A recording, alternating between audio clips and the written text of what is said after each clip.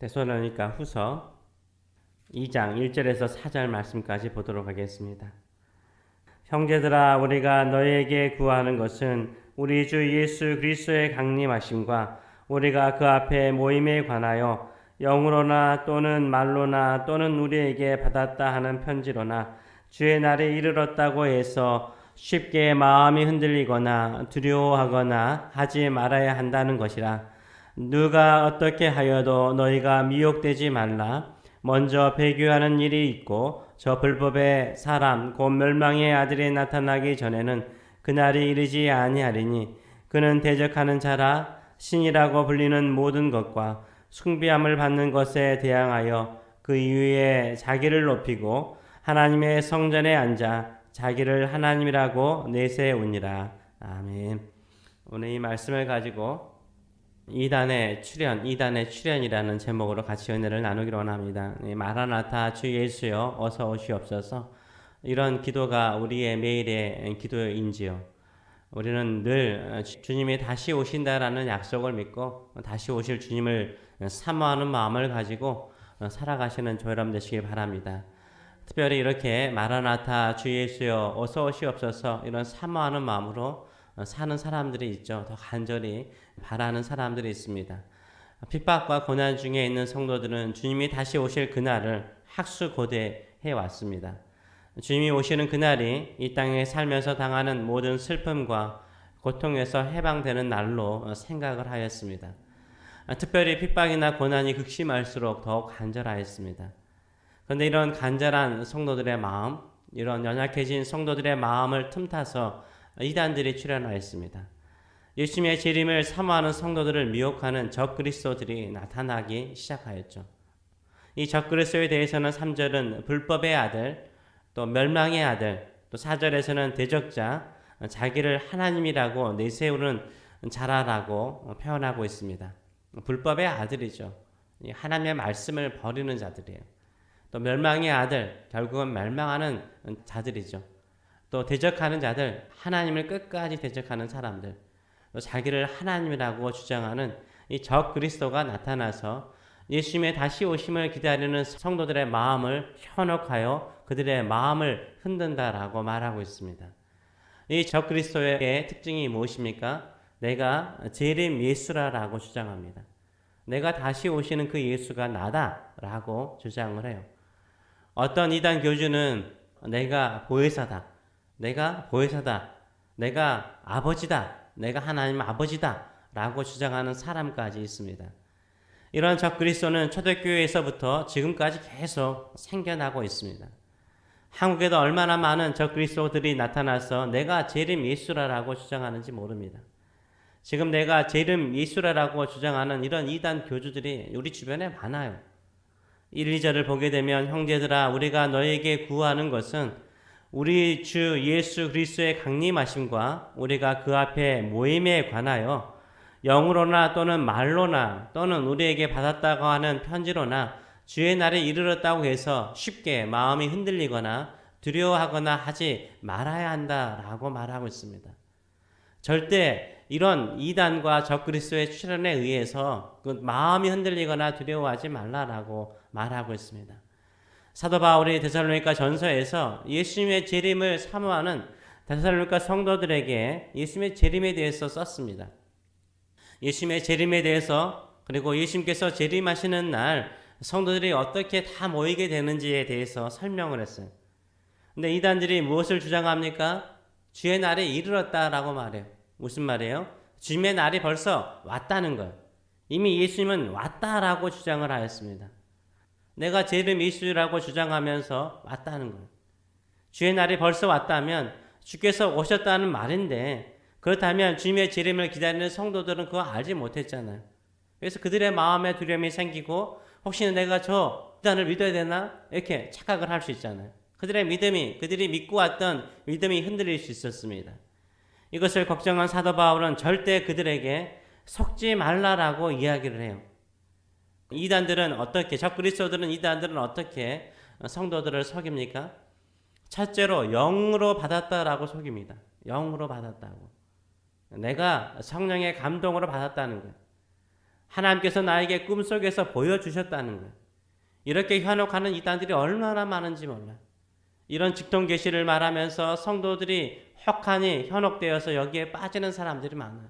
하나님께 받았다는데, 성령의 감동으로 받았다는데 안 속을 사람이, 현혹되지 않을 사람이 어디 있겠어요. 미국 신비주의 교회자들이나 미국뿐이겠습니까? 신비주의 교회들이나 단체들 안에 직통 계시를 강조하거나 내가 사도라고 주장하는 사람들이 지금도 출현하고 있습니다. 하나님께서 나에게 이렇게 말했다요. 이런 직통 계시를 강조해서 많은 사람들을 현혹하는 거짓 선지자 노릇을 하는 사람들이 많습니다. 그 사람들의 열매를 보면 우리가 그 사람이 누구인가를 알 수 있잖아요. 이런 직통 계시 사도라고 주장하는 사람들 가운데 수백만 불의 대저택에서 사는 사람들이 있어요. 이들이 어떻게 그 돈을 모았을까요? 돈을 모으는 사기꾼들이었던 거죠. 이들이 진짜 성령의 감동으로 하나님의 말씀을 받은 사람일까요? 이들이 적그리스도 못지않게 연약한 성도들의 마음을 이용해서 멸망의 길로 유혹하고 현혹하고 있는 것을 우리가 볼 수 있습니다. 두 번째로는 뭘로 속일까요? 말로도 속인대요. 말로도. 이 말이 성경 말씀, 하나님의 말씀을 말하는 거예요. 하나님의 말씀을 전한다고 교묘히 성경을 이용해서 속이는 이단들이 많습니다. 성경 공부를 한다고 하면서 자신들의 이단 사상으로 현혹하는 것 많죠. 특별히 신천지가 그렇죠. 한국 매스컴을 탔던 신옥주 교주도 문자적으로 성경을 적용해서 피지의 집단 농장을 만들지 않았습니까? 셋째는 우리에게 받았다라는 편지로도 속였대요. 심지어 사도 바울이 이런 말을 편지에 썼다. 이건 사도 바울이 쓴 편지다.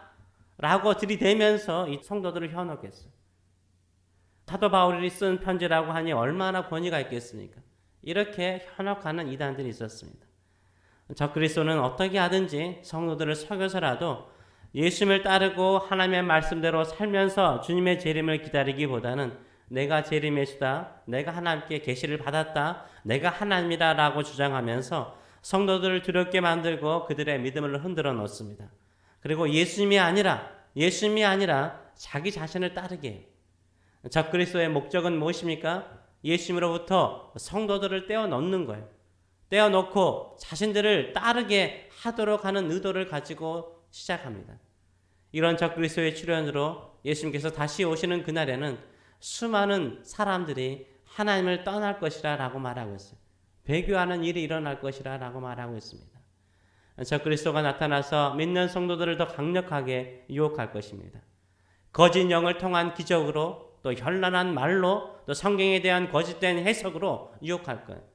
수많은 사람들이 그리스도를 따르는 것이 아니라 적그리스도를 따를 거예요. 그럴지라도 아직 주님의 재림의 날이 이르지 않았다는 거예요. 우리 주님은 이런 이단들의 주장대로 오지 않습니다. 많은 이단들은요, 예수님의 재림은 조용히 자신들과 같은 사람들에게만, 자신들과 같은 무리에게만 보이게 오신다라고 유혹을 해요. 이 공개적인 예수님의 재림이 아니라 작게 영으로 오신다라고 말해요. 그래서 사도 바울은 1장 7절에서 아주 대조적으로 선포를 하죠. 주 예수께서 자기의 능력의 천사들과 함께 하늘로부터 불꽃 가운데 나타나신다라고 말하고 있어요. 예수님은 천사들과 함께 오세요. 하늘로부터 불꽃 가운데 나타나세요.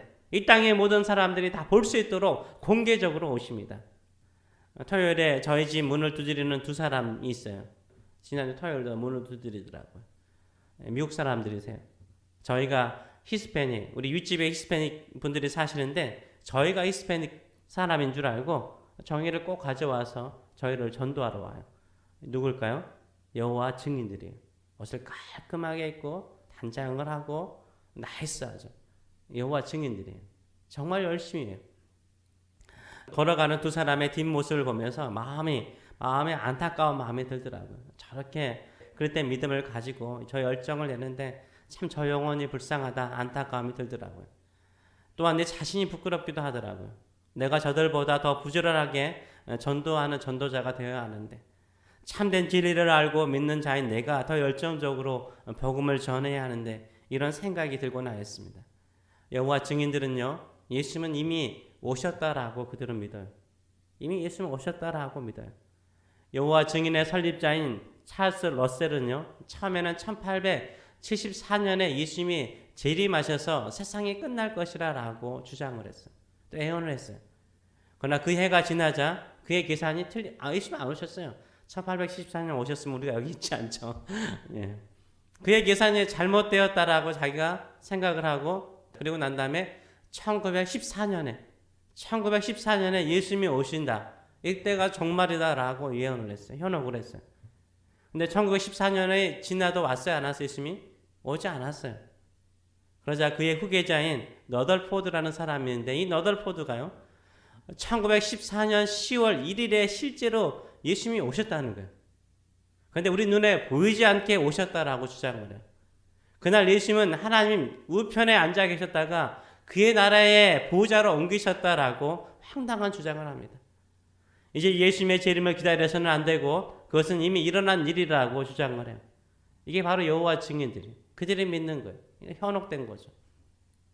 그러나 예수님은 천사들과 함께 하늘로부터 불꽃 가운데 모든 사람들이 보는 가운데 우리에게 다시 오실 줄 믿습니다. 천사들의 나팔 소리와 함께 죽은 성도들을 다시 일으키시는 기적과 함께 우리에게 다시 오실 줄 믿습니다.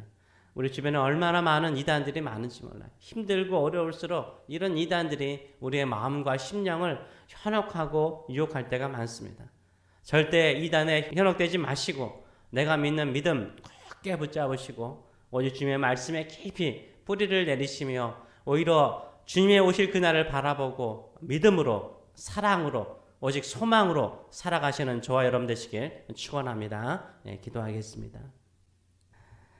살아계신 하나님 아버지, 우리가 고난이나 삶의 어려움이나 또 여러 가지 질병으로 인하여 마음이 약해질 때 사단 또한 적그리스도와 같은 이단들과 또 현혹된 사상을 가진 사람들이 찾아와서 우리의 마음을 흔들 때가 있나이다.